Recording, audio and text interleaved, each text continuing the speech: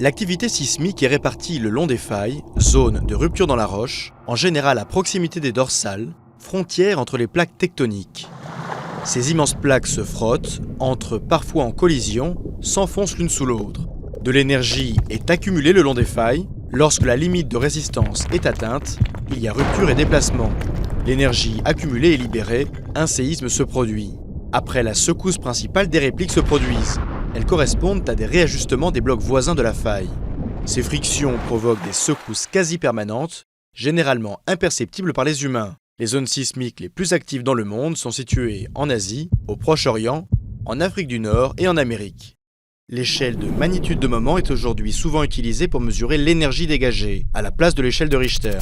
Théoriquement illimitée, elle n'a jamais dépassé 9,5 depuis 1960 au Chili. L'intensité indique les conséquences du séisme en surface. Elles sont déterminées par l'échelle macrosismique européenne qui comporte 12 degrés. D'une intensité 1, le séisme n'est pas ressenti. Le niveau 12 correspond à une modification totale du paysage. Par la suite, les phénomènes induits peuvent être, entre autres, des glissements de terrain, des avalanches ou des tsunamis.